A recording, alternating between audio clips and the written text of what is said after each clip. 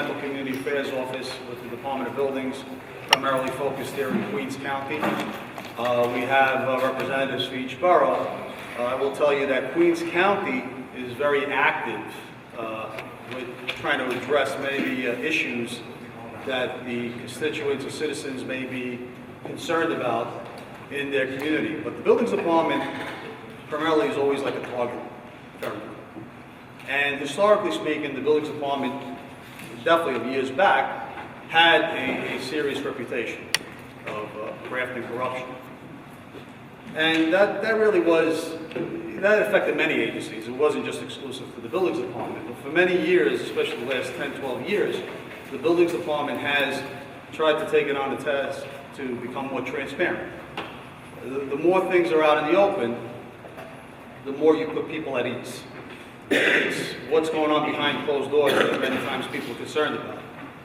So for our office, the Intergovernmental Community Affairs Office, what we try to do is interact with all the units in the department to make sure of a couple things. One, what dictates what can be built is zoning. It's plain and simple, zoning. However, depends on the type of zoning for that area. We don't create the zoning. The zoning is created by the Department of City Planning. Buildings Department, depending on who you speak to in the Buildings Department, some people feel that we enforce the zoning, some people think that we interpret the zoning. Sometimes it's a combination of the two. And when we deny a job, an application for someone to build, they have the ability to go to the BSA, Board of Standards and Appeals, to ask for a consideration that the Buildings Department erred in the decision in disapproving a job. Likewise, if we approve a job, believe it or not, some communities, some constituents have the ability to also go to the BSA to challenge the Buildings Department's decision. So there are mechanisms in it that people can do. One of the things we try to do at the Buildings Department is we have what's known as a zoning challenge. If you're ever concerned about a building and you thought it was out of compliance with zoning resolution, you could challenge that. You could ask for an audit and you can challenge that. We work many times with the elected officials. Councilman Malone's office, every day we're on the phone. State Senator Tony Bella's office. You mentioned Assemblyman Braunstein, and Assemblyman Mike Simanowicz, and Mike, so we're always on the phone with them, their concerns.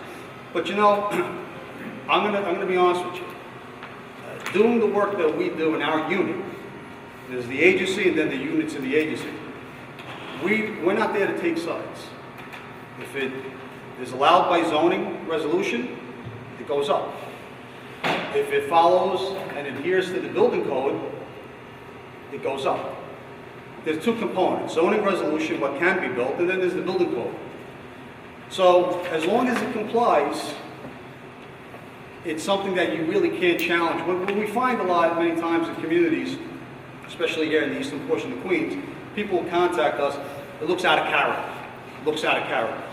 If I drove a 1955 Cadillac down Francis Lewis Boulevard, it looks out of character. It looks sharp, but it's out of character with the cars built today. It's sometimes very subjective of what's out of character. Okay? If you think your community has a distinct appearance, there are policies or procedures you can follow to try to get it landmarked, right? To preserve it, to protect it. There are some neighborhoods here in Queens County and throughout New York City that have that kind of landmark designation. Those buildings, interestingly enough, anytime they look to do any type of work, they have to get clearance from landmark before they do the work. If they want to change the roof, they have to get landmark approval and clearance and a waiver from it. So, on the one hand, we're concerned about the zoning and the building code. We don't want to hamper development, but we don't want anyone breaking the rules and regulations of the city of New York. Now look, one of the issues I know that Al had sent me dealt with an illegal basement apartment that they thought was being rented. It was called in to the 311 system. Inspector went out, so it was called in September 2014. Inspector finally made its way out there, or he made his way out there in December of 2014.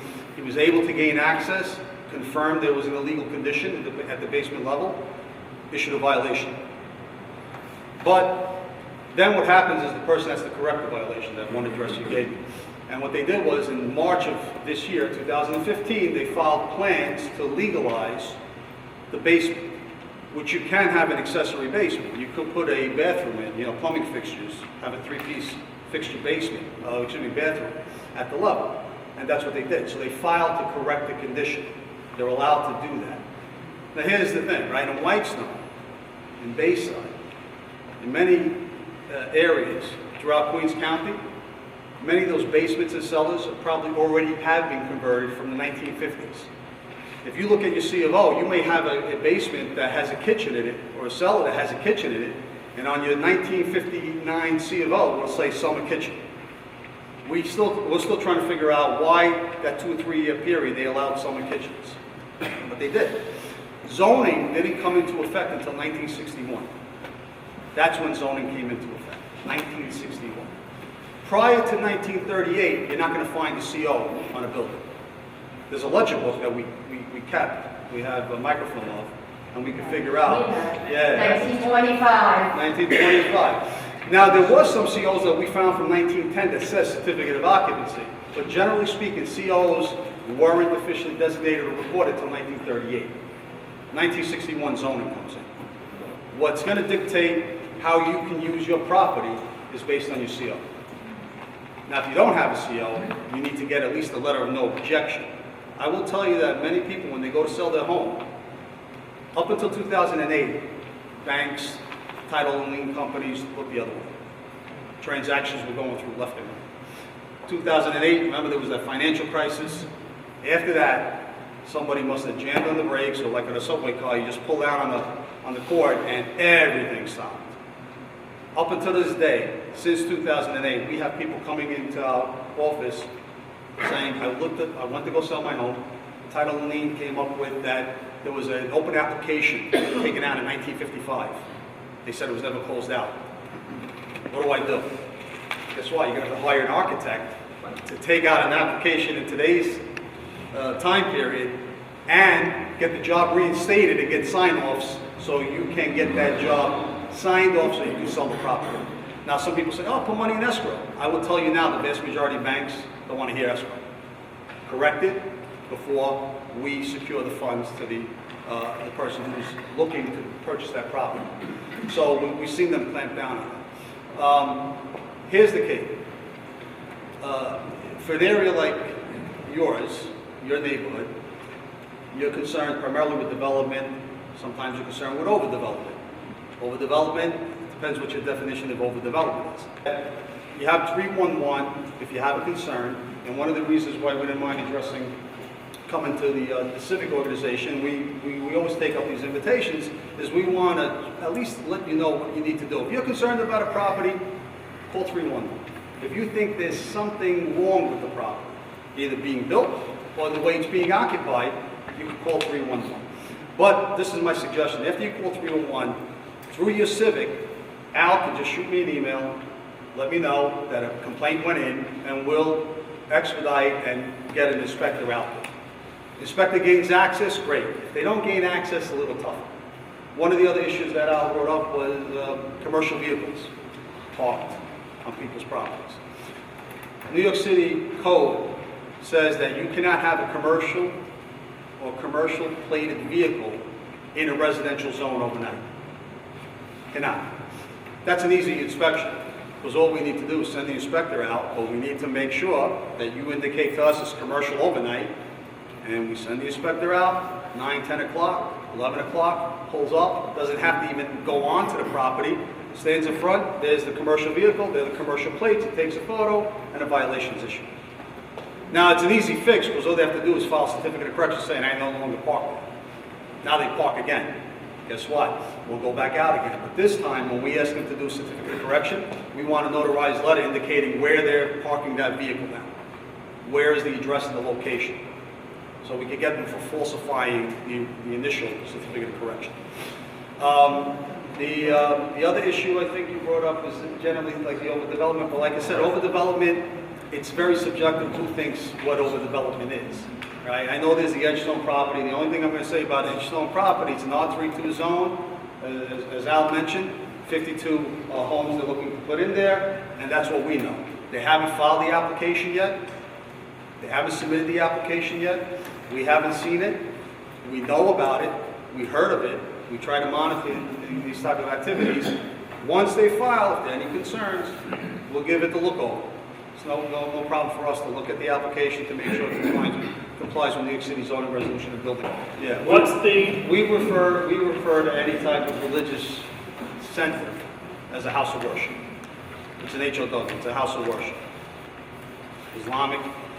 Yeah, but did they open up in the middle of somebody's street on Sunday morning and round the whole block up? Well, here's the thing. I live in Whitestone, but my neighbor can have a mass or whatever religious thing they want once a week, and I'm not supposed to be. They have to have the proper certificate of occupancy to have. So then I could do it too. Then I could invite everybody here on a Sunday or a Thursday. Well, let me ask you.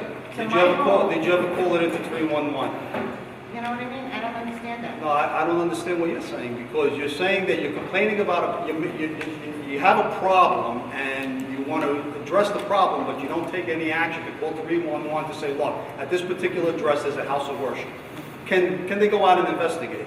You tell us it's a house of worship. Again, this is something that we can do through the civic.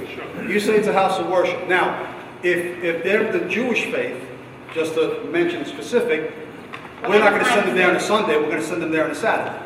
It was Right? my mistake. I shouldn't have. So, no, I understand. What I'm trying to illustrate is that you have to let us know when the activities occur. Okay? If you're concerned about a particular property that's operating as a house of worship, all you need to do is let us know the address, say it's operating as a house of worship, the day they're operating. Because believe it or not, some neighborhoods we go into, they're operating 7 days a week. And then we'll send the inspector out. Now, if they are operating on a Saturday or a Sunday, you give us a specific hour. It's an easy one that we just walk into. And we have given vacate orders if they don't have the proper certificate of occupancy to operate as a house of worship.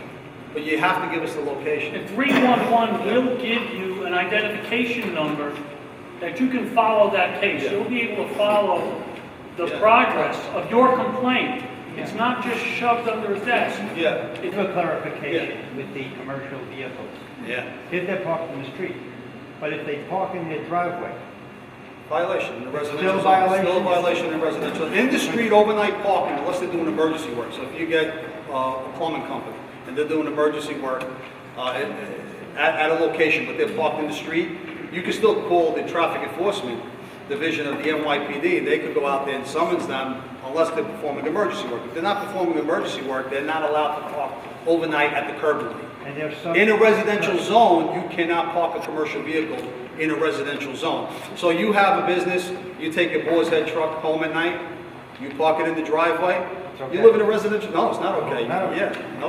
You're But gonna tax cab? taxi cab, you're not supposed to park overnight.